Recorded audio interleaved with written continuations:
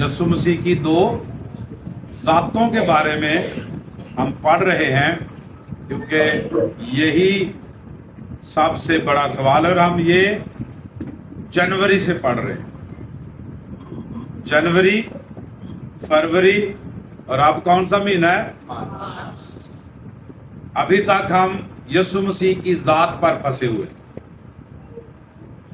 کیونکہ یہ اتنا مشکل ٹاپک ہے کہ عالم مسیحیت کو اس نے بہت سارے ٹکڑوں میں بانٹا۔ مختلف ڈینامینیشن صرف اس وجہ سے ہی بنی ہے۔ پہلی صدی میں بھی مقدس رسولوں کی ہین حیات میں بھی، اور آج بھی نہ صرف عالم مسیحیت میں بلکہ بیرونی دنیا میں بھی یسوع مسیح کی ذات جو ہے وہ اس سبب مختلف طرح سے دیکھی جاتی ہے۔ یسوع مسیح کی ذات کے متعلق مختلف خیالات اور اسکول آف تھاٹ پائے جاتے ہیں۔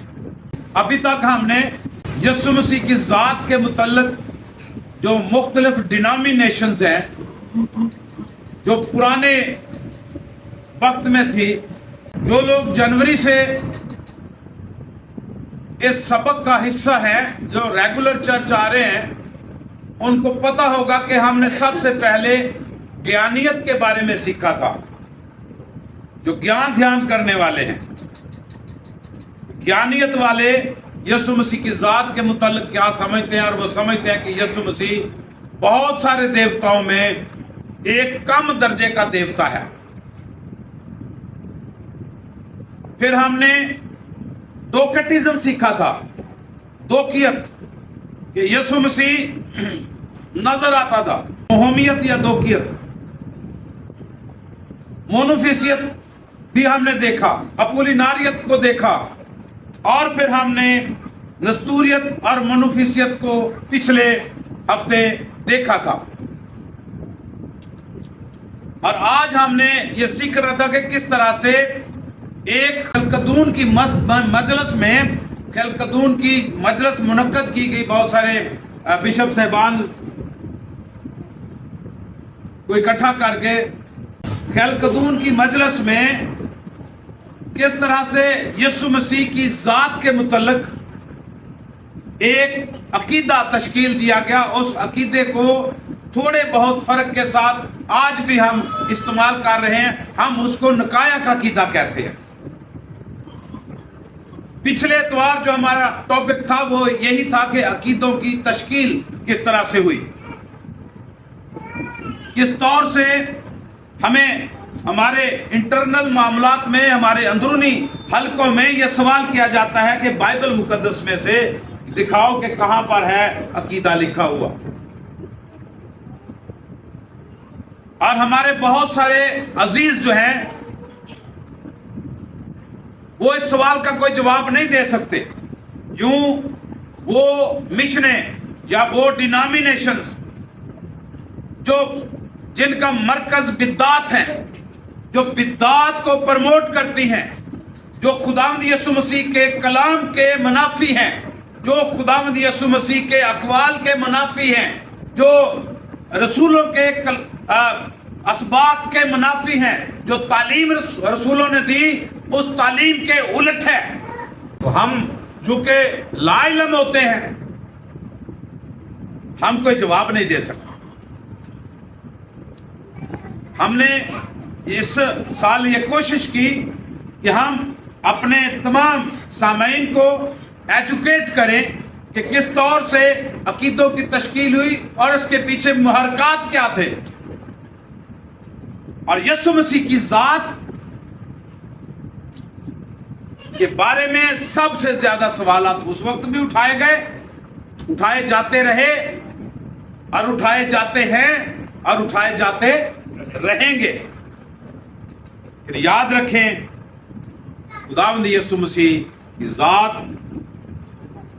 اس نے کہا کہ ازل سے اب تک یکساں ہے، اس میں کوئی کوئی تبدیلی نہیں. یسوع مسیح نے جو تعلیمات دی ہیں وہی تعلیمات اصل اور حقیقی تعلیمات ہیں. اور پچھلے ہفتے ہم نے یہ بھی سیکھا تھا کہ کس طور سے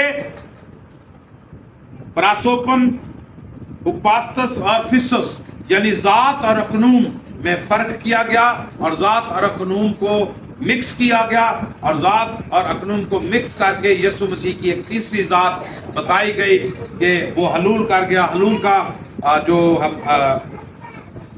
نظریہ ہے یہ بھی ہم نے سیکھا تھا.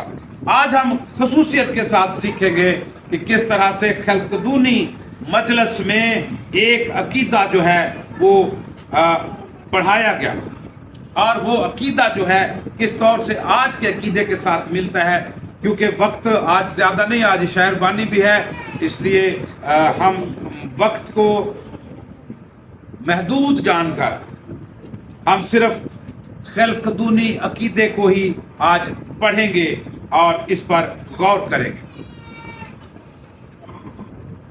یہ 2-3 جو علماء تھے ان کے درمیان میں چونکہ یسوع مسیح کی ذات ڈسکس ہوتی تھی، ان میں ایک جو تھا وہ دیوسکورس شخص کا نام ہے، دیوسکورس، اور ایک جو تھا وہ یوستخس، یہ کیس تھا یعنی بشپ تھا. اور ان دونوں کے درمیان میں یہ چونکہ نستوریس اور منوفیسیت کے، یہ ساری منوفیسیت، نستوریت اور اپولیناریت یہ ملتی جلتی بدعات تھی، اس لیے خلقدون کی مجلس میں یہ طے کیا گیا. ابائے کلیسیا اکٹھے ہوئے اور یہ کہا گیا کہ مقدس ابائے کلیسیا کے نمونے کے مطابق ہم سب ایک ہی رائے سے اقرار کرتے ہیں کہ خداوند یسوع مسیح ایک واحد بیٹا ہے جو الوہیت اور انسانیت میں مکمل ہے. ہم نے یہ سیکھا تھا کہ کس طرح وہ کہتے ہیں کہ یسوع مسیح کی الوہیت جو ہے وہ ازلی نہیں ہے. جب وہ مادر رحم میں تھے، مقدسہ مریم کے رحم میں تھے، تب وہ الہی نہیں تھے. جب پیدا ہوئے تو مسیح ان پر آیا. ایک دوسرا اسکول آف تھاٹ یہ کہتا تھا کہ جب یسوع مسیح نے بپتسمہ لیا تب مسیح ان کے اوپر آیا، اور جب صلیب پر چڑھائے گئے تو وہ مسیح ان سے علیحدہ ہو گئے. گویا اس نے صلیب پر دکھ نہیں اٹھایا. نہ ہی وہ کامل انسان ہے، کیونکہ وہ ایسا دکھتا تو تھا انسان، لیکن وہ تھا نہیں. چلتا تھا، اس کے پیروں کے نشان نہیں لگتے تھے. یہ ساری باتیں پہلی صدی کی ہیں یا دوسری صدی کی ہیں، آج کی نہیں ہے. آج ہمیں ان پر سوالات دیے جاتے ہیں اور ہمیں چونکہ پتہ نہیں ہوتا پھر ان کا جواب نہیں دیتے. سو خداوند یسوع مسیح ایک واحد بیٹا ہے، الوہیت میں اور انسانیت میں مکمل ہے، جو حقیقی خدا اور حقیقی انسان ہے، جس میں جسم اور جان دونوں ہیں، جس میں قوت دلیل بھی ہے. جہاں تک الوہیت کا سوال ہے، اس کا اور باپ کا ایک ہی جوہر ہے، اور جہاں تک انسانیت کا سوال ہے، اس کا اور ہمارا ایک ہی جوہر ہے. یعنی وہ ہماری ذات اختیار کر کے آیا. وہ سب باتوں میں ہماری طرح تھا تو بھی وہ بے گناہ رہا. جہاں تک الوہیت کا سوال ہے، وہ کل عالموں سے بیشتر باپ سے مولود تھا. جہاں تک انسانیت کا سوال ہے، ان آخری دنوں میں وہ ہم آدمیوں کے لیے اور ہماری نجات کے واسطے کنواری مریم سے پیدا ہوا، جو مسیح کی انسانیت کے لحاظ سے مادر خدا تھی. وہ ایک واحد مسیح بیٹا خداوند اور اکلوتا ہے، جس کو ہم دونوں ذاتوں میں مانتے ہیں، جنہیں نہ تو ہم ایک دوسرے سے ملا سکتے ہیں، نہ تبدیل کر سکتے ہیں، نہ تقسیم کر سکتے ہیں،